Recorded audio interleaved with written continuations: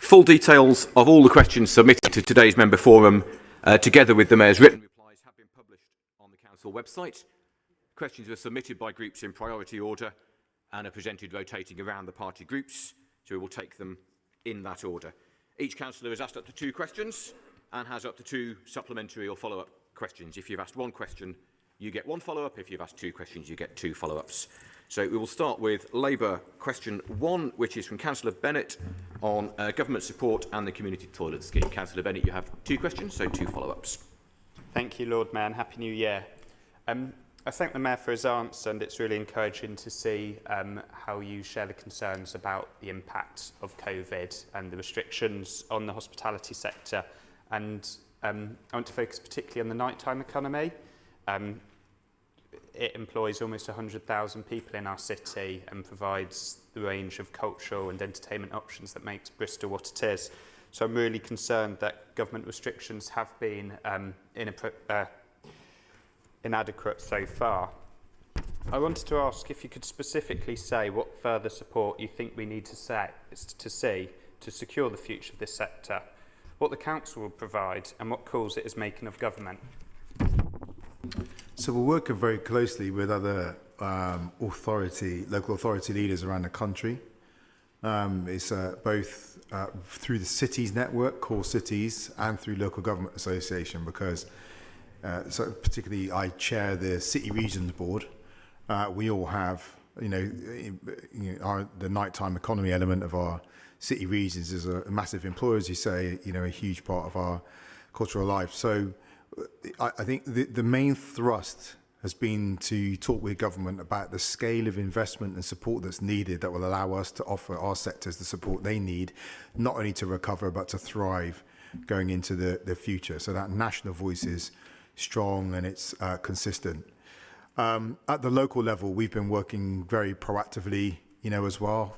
As I mentioned in my answer, Carly Heath, our nighttime, economy lead, has been working to organise the sector as a whole to look at what direct support they would need, but also to look at what we can do within our current framework to support that economy, how they can work together, and also to be involved in the future of city design. So as we think about where people are going to be living in the future as well, how we design the centre of city, centre of Bristol in particular, to make sure that we are protecting our nighttime economy as physical venues, but also promoting Bristol promoting that nighttime economy as a key part of the city's future. And by that, we just build that reputation and protect that customer base. Thank you. Do you have a second follow-up? Yeah, thanks, Marvin, for that. And I suppose my second question, it's a related issue coming down to, the impact of COVID on local government finance and the austerity anyway, meaning there simply isn't the budget we'd like. So it's really good that the council is doing schemes like the community toilet scheme to provide public toilets at a lower cost. And I want to pay credit to all the businesses and communities, organisations that participate in this scheme. I do appreciate where Acorn are coming from in highlighting this issue. You've got to be realistic. Well, the question I wanted to ask is what efforts are being made to target areas where there isn't a toilet currently open through the scheme? If it's not possible to provide a toilet through the community toilet scheme, will you consider other solutions to ensure that people can rely on a nearby public toilet wherever they are in the city? Well, on the latter point, first, yeah.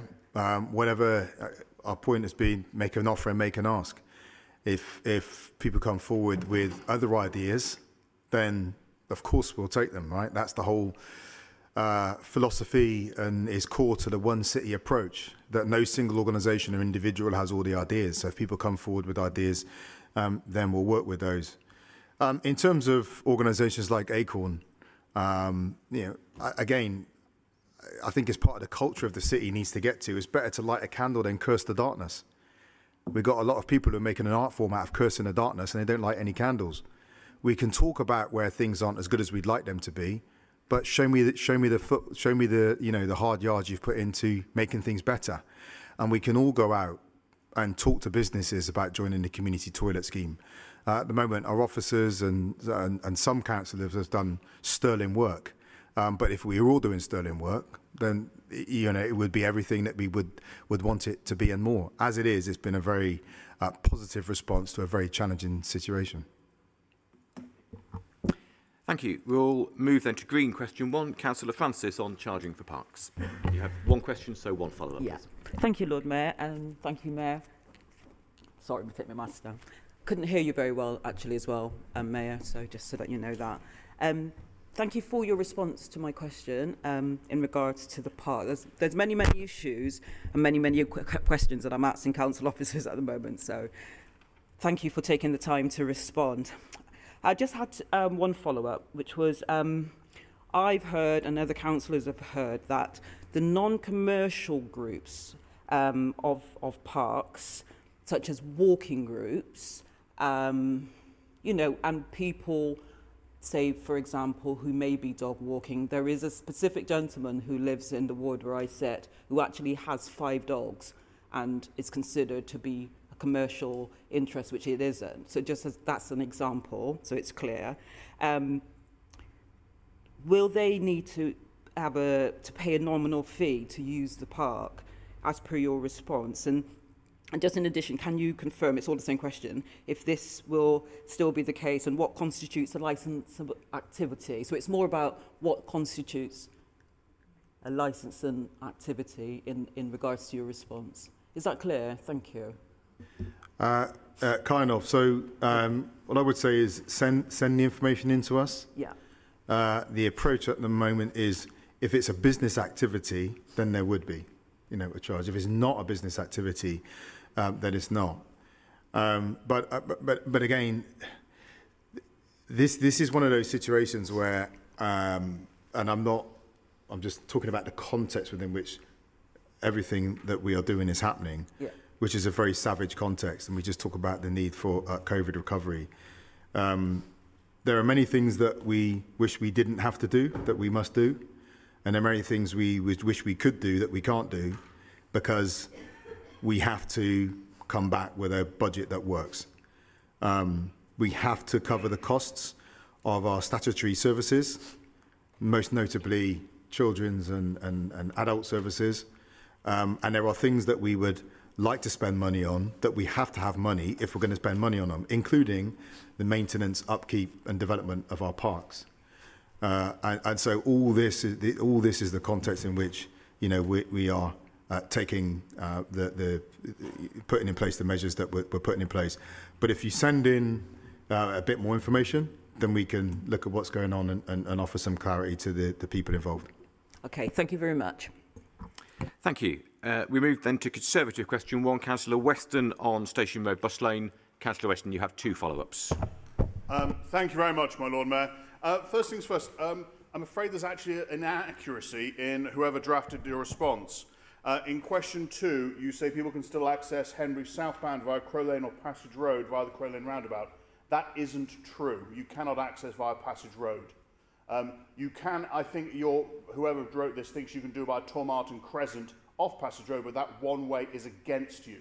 You actually can't go in that way. So just in the context of the answers, that needs to be stated. Question then, supplementary, in number 1. At the moment, that bus lane is opened up. So traffic is peeling off because the old turnback down No Name Road is closed. It would seem to me that the best solution at the moment is to monitor the traffic levels now, because I want the bus lane opened up. So why not monitor the traffic levels now so we know the traffic levels we're talking about? Can I ask, is that being done? I'll have to find out what level of monitoring is going on at the moment as we put the modelling through, Mark, and then I can come back to you and let you know about that. Appreciate that. Second supplementary then. If the bus lane will not be fully opened up, and essentially that means all traffic is forced down Crow Lane to Henbury Road, which floods, which then means you need to go round the houses 6.5 miles to get there. If we're not going to open up that bus lane, could we consider opening it up outside of peak times? So the bus lane is only during peak times, so that at least residents can get home outside of that period. This is what I would say is, right? I would never say never, as I don't think it's necessarily wise to do so, except on a number of kind of existential issues.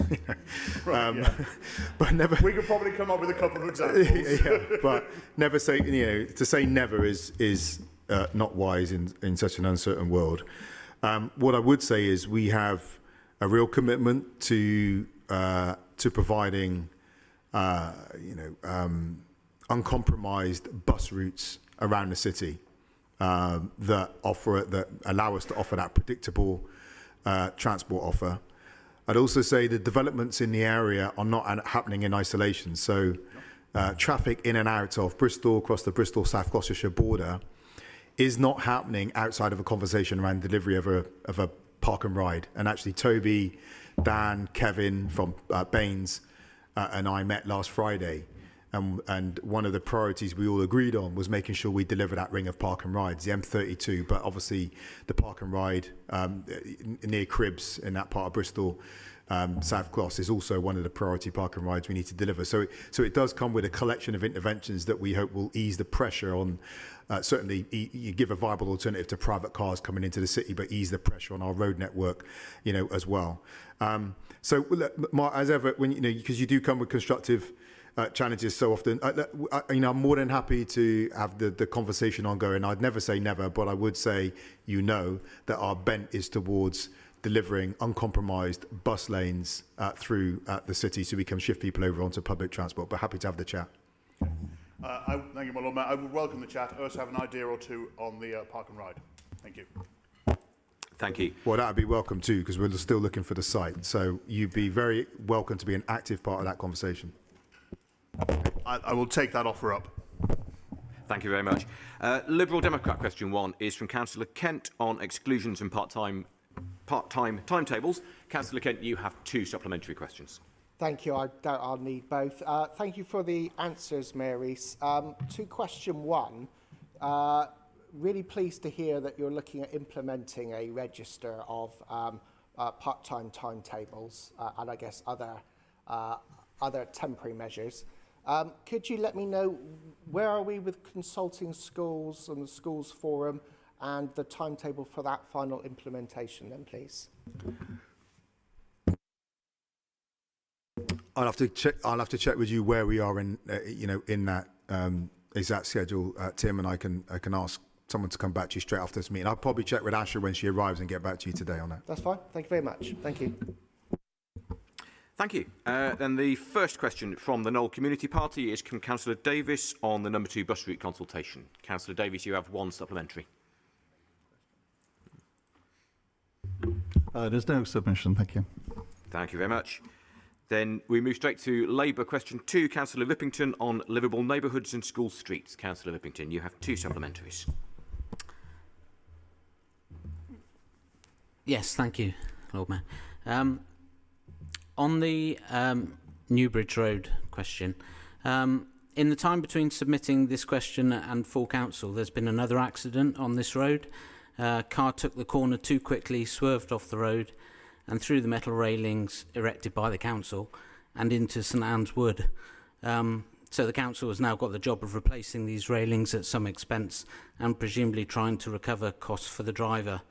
I am really concerned it's only a matter of time before lives are lost on this stretch of road. The road is included in the expanded version of the East Bristol pilot area, which it didn't mention in the response, but that's my understanding. So that's why I'm keen to know about the funding from either WECA or the government. And I'm just wondering if we have any idea of when the response from government is likely to come to us, or the response from WECA on funding for that pilot. Are you talking about livable neighbourhoods or school streets, Tim? Livable neighbourhoods. Okay. So our first pilot, certainty of government funding is a challenge, right? Part of local authorities led by all political parties, and it's one of our main concerns. So we get promises of seasons and years, and then so that's a challenge for us. What we said on livable neighbourhoods, we're going to bring a pilot through, and then working with OSM, and OSM will be considering it. Then we'll make a collective decision on where to roll out the second. And then as and when we can secure funding, and the conversations with Combined Authority are also, underway. I can't give you certainty on that yet. Neither from national government or WECA do we have a clear programme of activity at the moment in time. But as and when funding arrives, and also taking into account the lessons we've learned from the pilots, then we'll move as quickly as possible. But again, what we won't take is a blanket approach. We're just going to plaster livable neighbourhoods everywhere. It has to be done with the community, so it's locally appropriate. We don't end up with the backlash taking 2 steps forward and 1 or 3 steps back. So that's going to be important. So that's the best I can do. We'll keep working on it with you, so that as and when the opportunities arise, we're ready to move. Okay, thank you.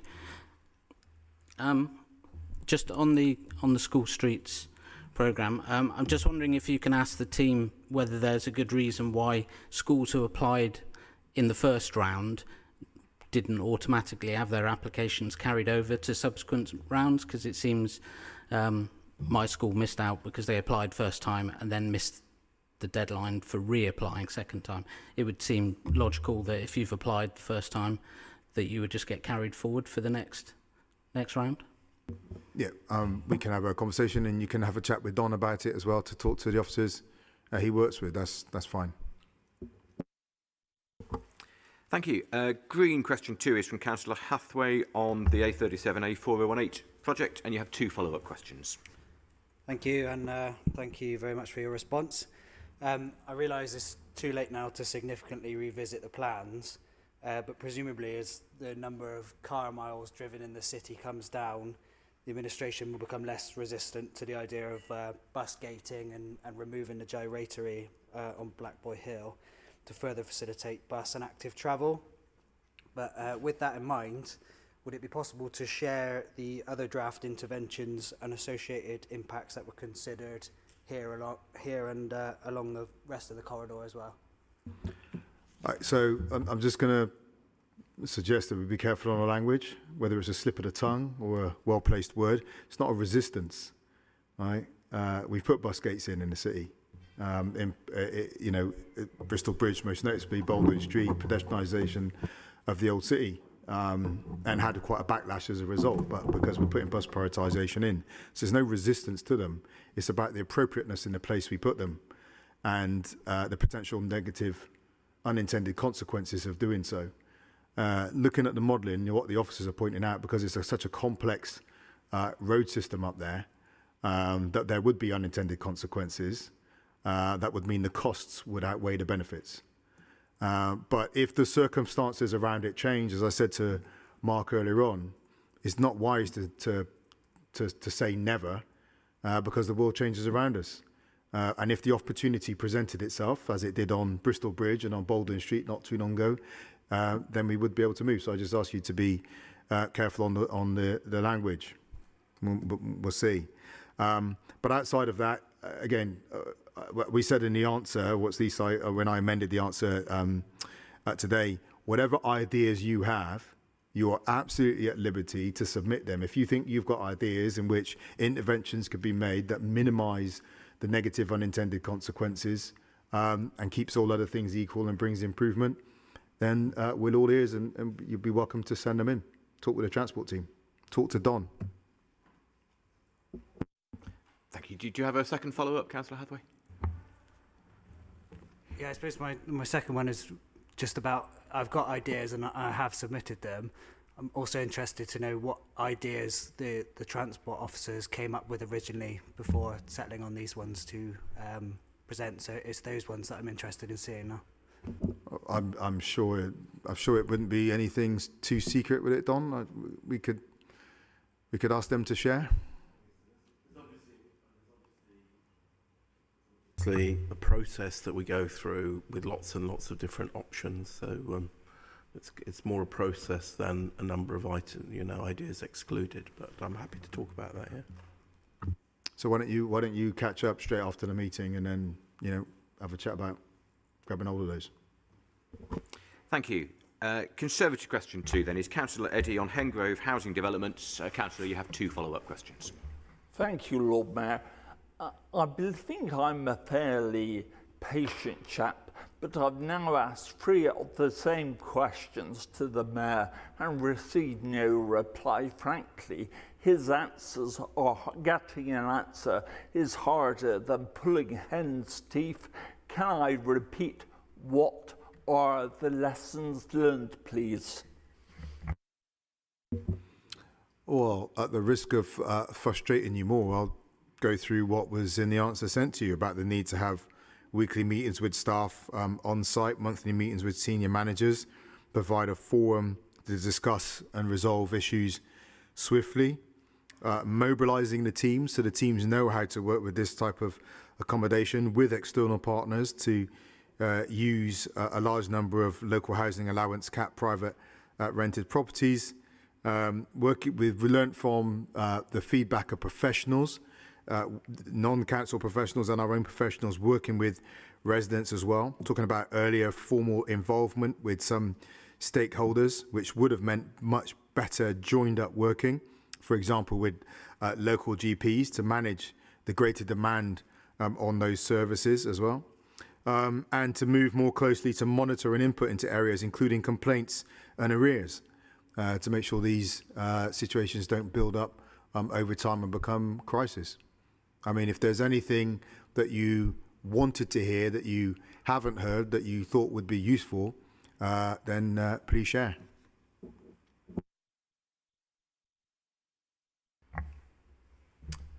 Supplementary to question 2, can I thank the Mayor for his reply?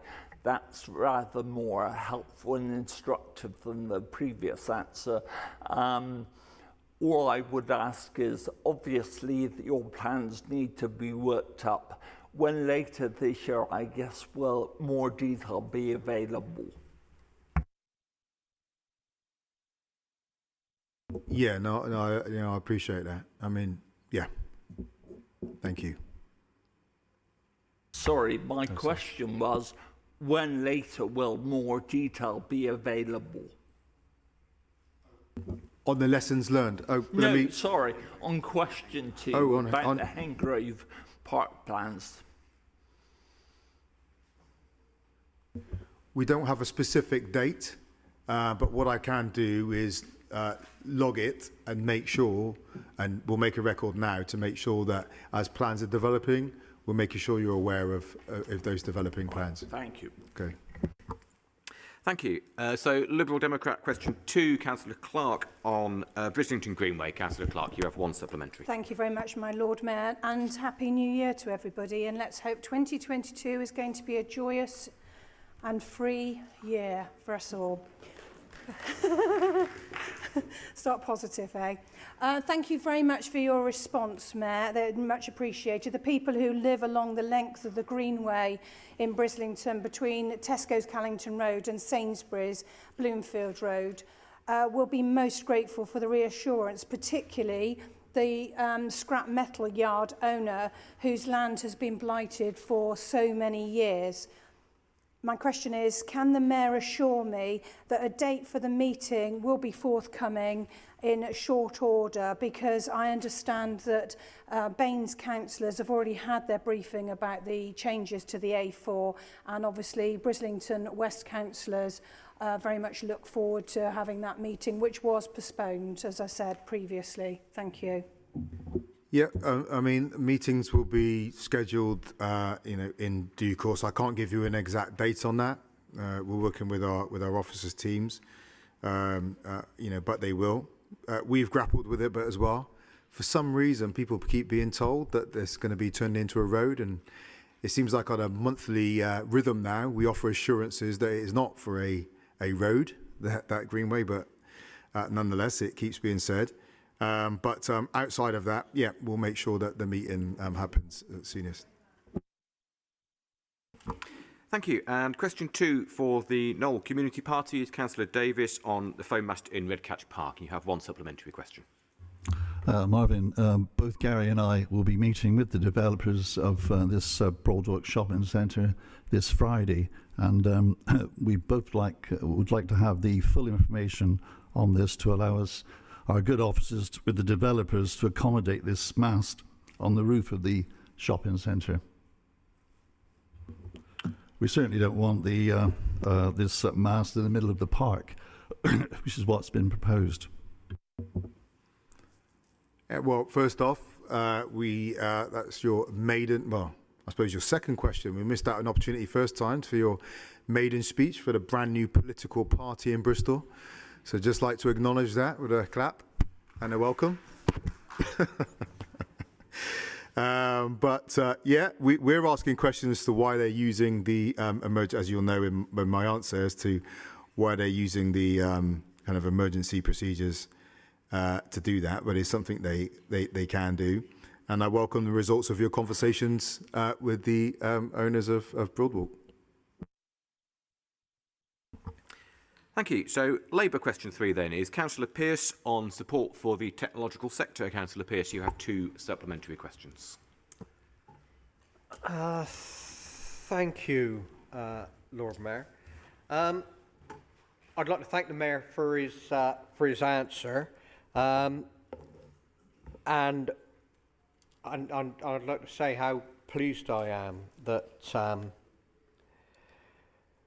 that we're hoping to open satellite business and intellectual property centres at some other libraries. I think that'll be welcomed by everyone that's looking for this information and this support for their start-up businesses.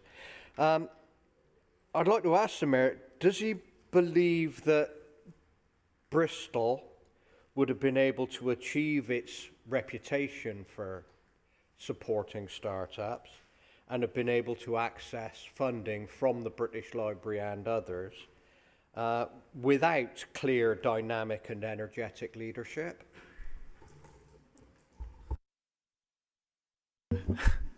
Of course not. No, I mean. Pardon me for asking a stupid question. I mean, slight joking aside, and at the risk of marking my homework, it is the case that government,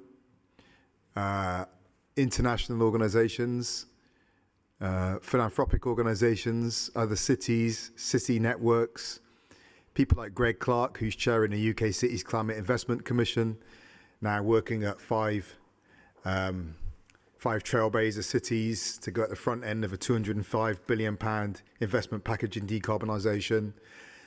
It is the case that they want to know who they're talking to, right? And they want to have a key point of contact.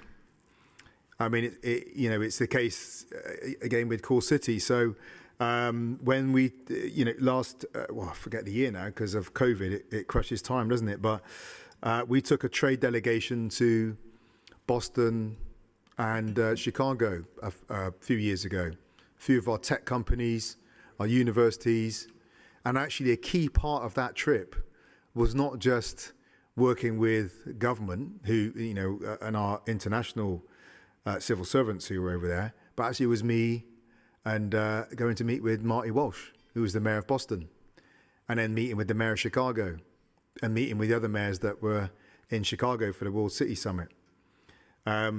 So what government and business have grown in their appreciation of is in the name of supporting our businesses and our economy, and actually in the whole other areas as well. But if we talk about that it doesn't just have to go through national government. You can have place-to-place relationships that open up the channels for business to be done. And as I said, we connect with Boston. Into that open door steps the universities. Into that open door steps our tech companies, for example. Interestingly, now we are currently on the Harvard Bloomberg program, and we will be sharing seat. I mean, we have 2 programs running with Harvard University now. All about city dynamics. Again, that really opens up channels for communication. That is specifically a program for mayors. But once the mayor is on the program, it opens up opportunities for other city council employees and actually people from the city of Bristol as well, who will be benefiting from that program. But without that designated leadership, that program would not exist in Bristol. So in short order, yes. No. It wouldn't have happened.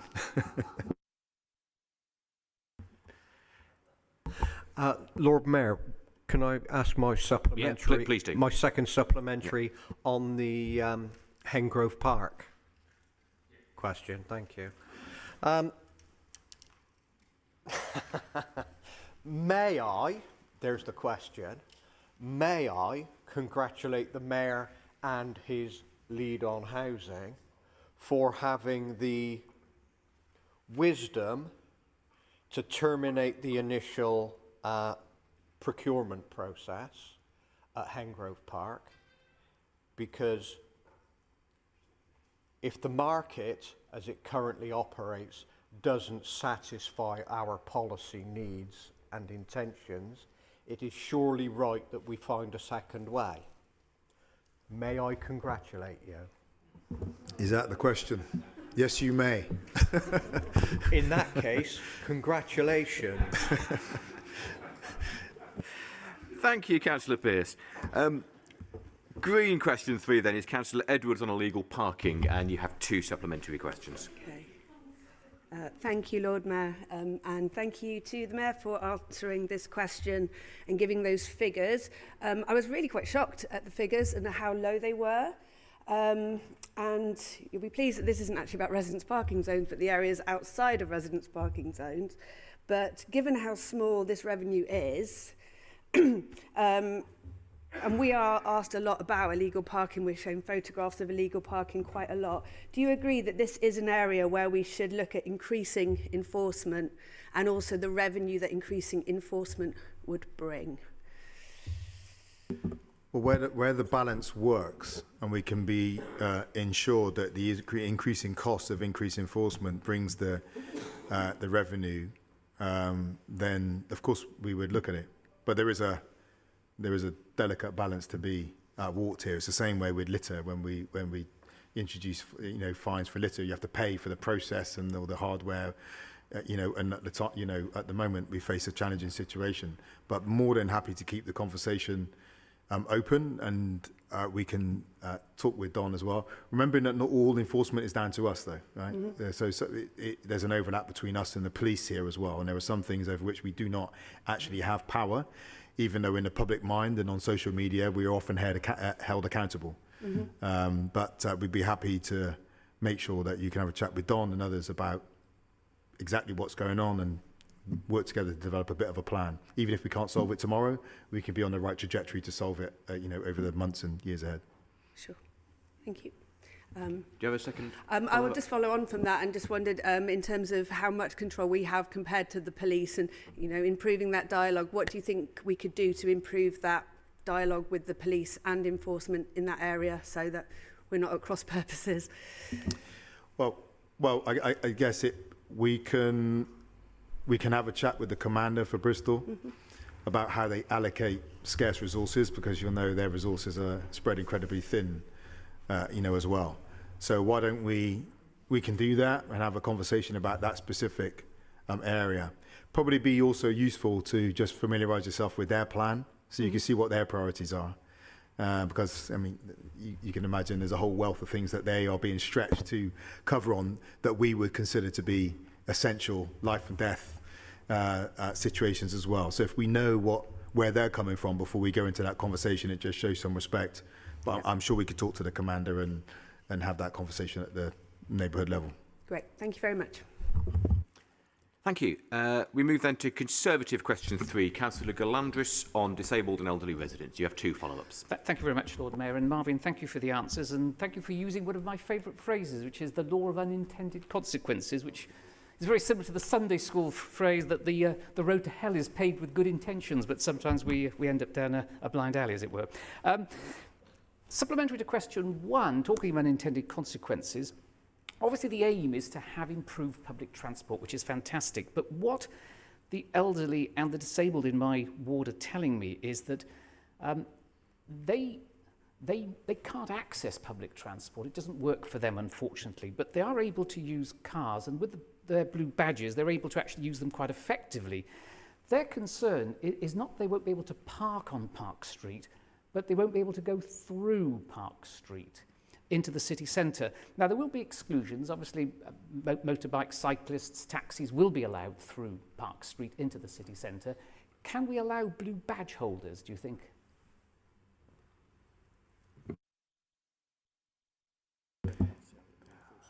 So just talking to Mike about, so one is, can I just encourage you to keep pushing on this? We've set up, we've got the Commission on Race Equality, Women's Commission, we have a Disabled Persons Commission now for the city as well, to make sure that the voice is organised and continually pushing in and challenging on policy in the very name of that unintended consequences. And I agree, good things can have negative consequences for some people. And actually what came to mind was, a contribution by a disabled person saying they don't want to be vilified because they need a car.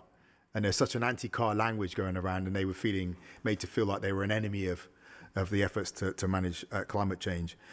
I think there'd be some challenges on enforcement, right? To be perfectly frank, very practical challenges. But I've just mentioned this to Mike. We'd be really keen to explore it and to try and minimise the negative consequences for some people of a good thing. So we're happy to talk to you, any particular residents, but I'd also encourage you and the residents also to feed into the Disabled Persons Forum, because that will be a place where we can bring these key issues together and make sure in the future planning of the city it's as inclusive as we want and need it to be, and it should be. Thank you, Marvin. No further supplementaries. Thank you very much. Then we move to Liberal Democrat question number 3, Councillor Varney, on deceased animal collection. Thank you, my Lord Mayor. I just wanted to thank Mayor Rees for his reply and appreciate his offer to ask Bristol Waste to show a degree of flexibility in certain situations, such as one I described in my initial question. Thank you. No supplementary. Thank you very much. In which case, we move to Knoll Community Party question 3, Councillor Hopkins on Jubilee Pool. Councillor Hopkins, you have 2 supplementaries. Thank you, Lord Mayor.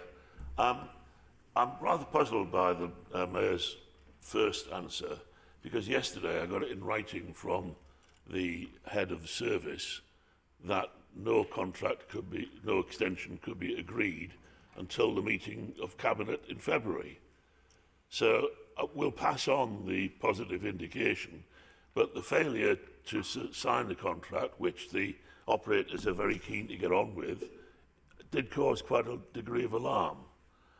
And I think, therefore, that we need to get some better communication going on, because what's actually happening on the ground doesn't fit with what the Mayor's actually saying.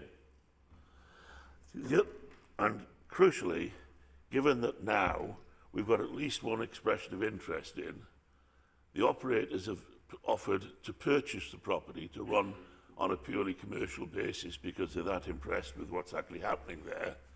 Can we now get a re-examination of the officers' attitude towards the pool that they actually described effectively as a complete basket case with no hope of opportunity of surviving under any circumstances? Well, I must admit, I really am surprised that any conversation you've been involved with people in the community resulted in alarm. That's not usual. But if you want me to open up an investigation into the attitudes, of officers, we've brought about organisational values here in which we ask our officers to be solutions focused. You'll see in our corporate strategy that, our commitment to being a development organisation, and at the heart of being a development organisation is finding people in the city who want to get good things done and support them to get it done. So with this prospect of an asset transfer, people who want to get good things done, we'll support them to get it done. But it has to be within the framework as well of the interests of this organisation, which we are custodians of on behalf of the people of Bristol who need a financially viable, legally tight local authority. We expect and we will work positively with yourself and those others leading on Jubilee Pool while looking out for the interests of the organisation. But we expect people to be positive and solutions focused, including yourself, dare I say. In answer 2, you understandably say that the authority need to make certain that the value of the asset is protected. And that's precisely what the new operators will be looking to do by investing particularly in energy efficiency and a few other areas. Their ability to do that will be handicapped if you want to take a share of the profits before they're able to invest them in the property. And the other factor to take into account is that despite the energy inefficiency of part of the building, this actually contributes to keeping Jubilee open, contributes significantly to our carbon reduction, because all the customers are local and are not driving cars all over the place. So, and additional to that, it's a huge contributor to mental health improvement in the area and physical health. Now, as the council's abdicating its responsibility there, should it not take into account that it gets millions of pounds every year from government to improve the community health, and this organisation will be delivering that, which the council will not. So should that not be taken into account in calculations of the contract? I mean, it frightens me to think that you would be involved in the negotiations on behalf of the local authority, and there is a history of school closures under your leadership, pool closures under your leadership, by the way. But no money is shared until a profit is made, okay, and they get 5 years anyway. So this is about being responsible with city resources. This is not, so I think that's incredibly reasonable, and it's what we do with asset transfers. What I'd also say is you might want to work for government if you're going to start talking about suggesting that there's millions of pounds washing around coming down from London to help us deal with mental health challenges in the city, and we have loads of freedom and liberty to move around and we're choosing not to do things. That's just not the case. We're incredibly stretched as an organisation. As demand goes up, revenues have gone down, and we still face uncertainty over the financial settlement we're going to get from government year on year. So I hope that's not the impression you've been out there creating, that somehow we're holding back money from vital interventions for public mental health, because that would be, unfortunate, if I put it politely. Like I said, if we find good people who want to get good stuff done, we want to back them. But we have to back them in the context of looking after council resources, not just for those people in this chamber at this particular point in time, but for people who will be in this chamber in the future, and people out in the city who depend on this organisation looking after their resources wisely. And that means when we're talking to private operators, we make sure that we get a deal that works not just for them, not just for the community, but for the whole city. Thank you. We move then to Labour question 4, Councillor Breckles on councillor decision making. Councillor Breckles, you have 2 supplementary questions. Your microphone isn't on, Councillor Breckles. Thank you, my Lord Mayor. Yeah, so thank you for your answers, Marvin, as they relate to the mayoral system. Now, first supplementary is, while some of our officers are worth their weight in gold, we all know the ones who really go the extra mile to help us get stuff done. Some, as quite a few of us have experienced, do seem to be involved in a bit of a power struggle between the elected representatives and themselves. So how much more power would those officers get if we were to revert to a committee system?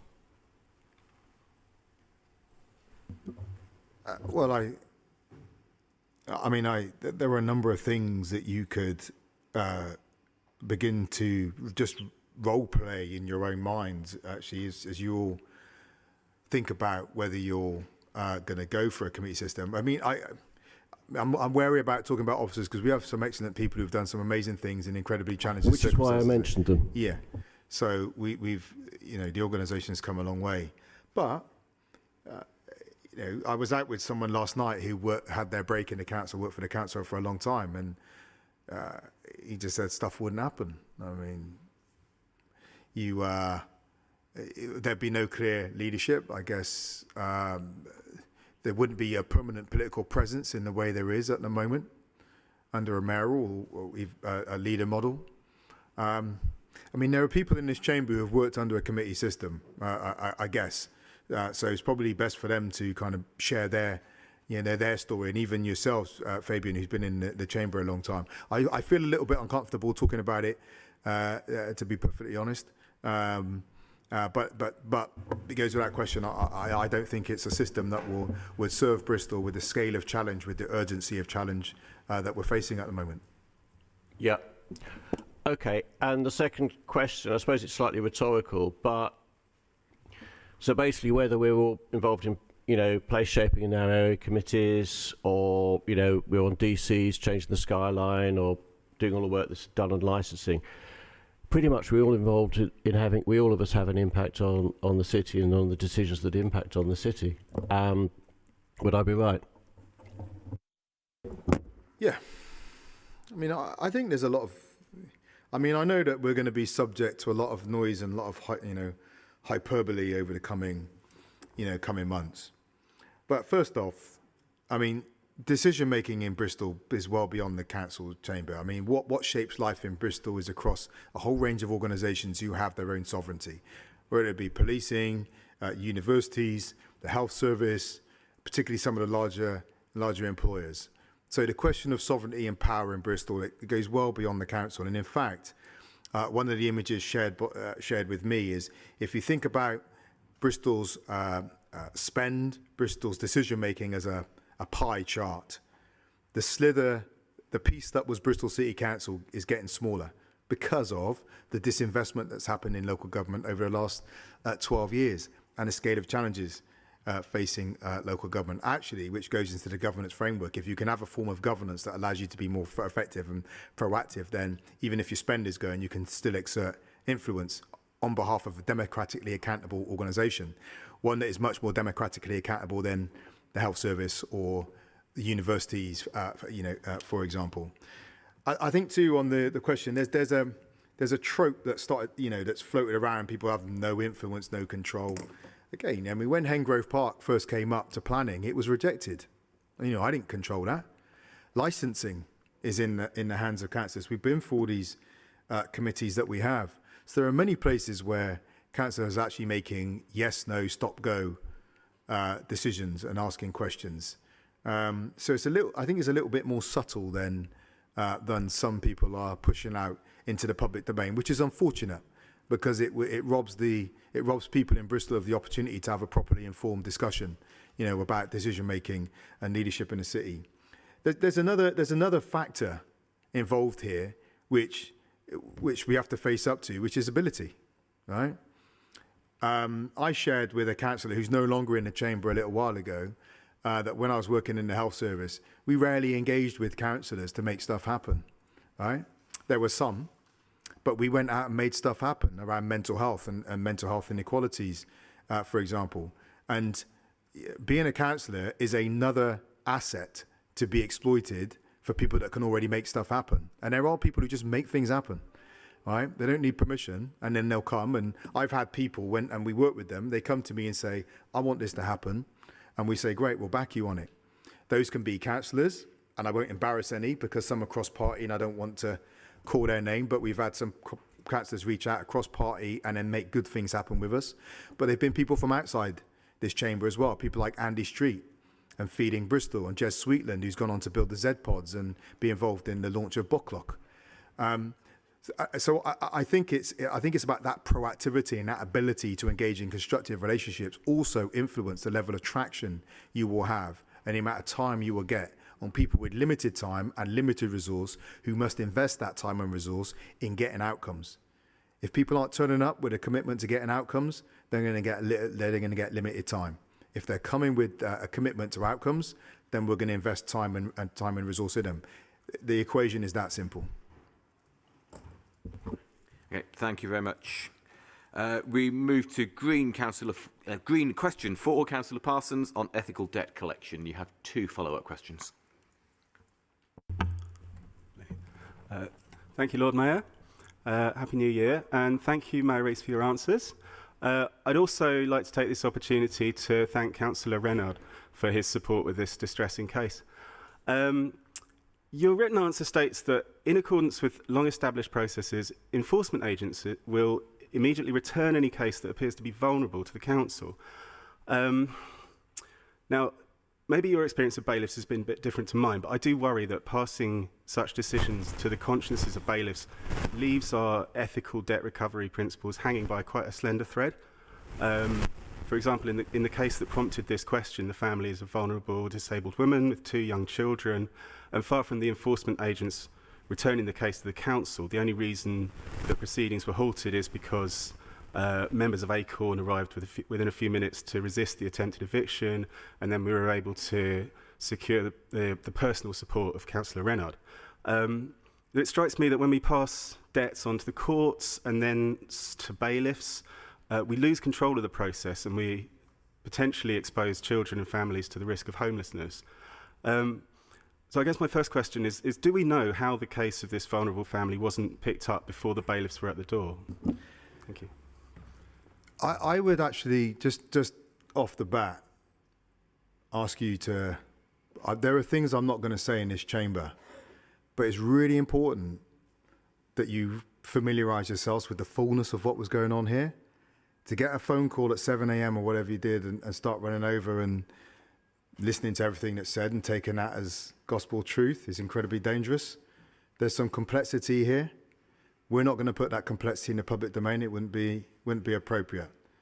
But before you start making charges like our approach to ethical debt collection is hanging by a thread as though we're not truly committed to it or trying to create some such image, it's important that you are fully aware of all the facts and then manage your language, accordingly, even if it doesn't win you the plaudits of people like ACORN. But in this situation, again, it's been said, many times, it came straight from the courts. This situation, it wasn't our situation. Again, there's some imagery around it and some language that seems to suggest it was all about Bristol City. Council is big brooding organisation, doesn't really believe in what we're saying. But again, that's a misrepresentation, and it'd be incredibly unfortunate to indulge that misrepresentation and amplify it, across the community. You can choose to do so, but I would say it wouldn't do you or the community service. When we come across vulnerable people, whether we come across them through our own systems and process and support staff, or whether other people bring them to us, we'll do all we can, obviously, to support them. That's been the core of this administration. We haven't read about marginalisation and poverty in books or just watched it on Ken Loach films and then tried to live it out, in our day-to-day life. Many of us have lived that life of vulnerability. And our commitment to making sure that this is an inclusive city and this is an organisation that treats people with fairness and stands by them, advocates for them, is a very personal commitment. But where you have situations like that, let us know, and then we'll press to make sure that people are getting the support they need, both from this organisation and from our city partners as well. Thank you, Mayor Rees. My second question, I'm pleased to note that the use of bailiffs for council tax debt has been on hold since the start of the pandemic. Now, of course, the council must take necessary action to recover its debts. But I wonder, as part of the council's ethical approach to debt enforcement, would you consider extending this to a permanent moratorium on the use of bailiffs?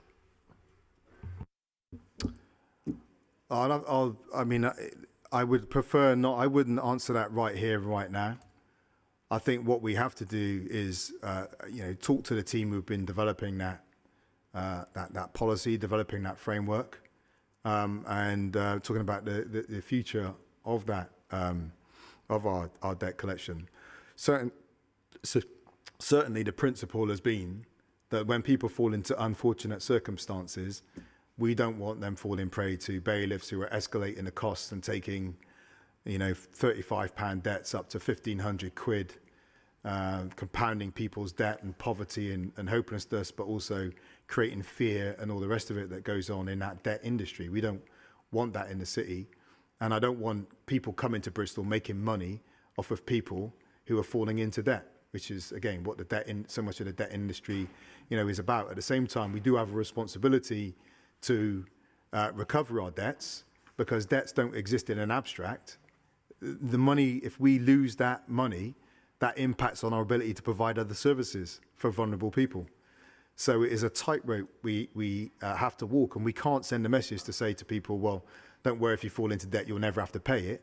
One is, I don't think that's good for the individuals, right? I think people should be encouraged to be financially responsible with appropriate support, and there are inequalities, and again, I've been in the middle of those myself. But also it wouldn't be good for local authority finances to spend money on many of the critical interventions we want. But if you have strong suggestions, as I said today, we'd be more than happy to talk to Tom about this specific issue again, and Craig Cheney, about our approach, and put your ideas forward. I would just ask you to be very careful in the way you talk, and to make sure you're fully abreast of all the details of any situation before you talk too. Thank you. We've got just a couple of minutes to get our final question in, which is Conservative question 4 from Councillor Hucker on the A37, A4018 corridor. You have 2 follow-up questions, Councillor Hucker. Thank you, Lord Mayor. And I would like to thank Marvin for his response to my questions. Just a point on question 1, if you don't mind. I appreciate the fact that financial appraisal of the scheme is ongoing. But if an early indication, even if just broad brush could be provided, then I know that that would be of significant interest to my residents, and that would be very much appreciated. Thank you. Yeah, that's the reason. I mean, I'll ask and get it done. I'll ask Don to work with the officers to share everything they can. Okay. Thank you very much. All right. Thank you. Thank you. Do you have a second supplementary, Councillor Hugger? No second supplementary, thank you. Okay. In which case, I think that brings us just about to the end of the meeting. So that concludes this member forum, and we'll return for full council at 2 p.m. Thank you.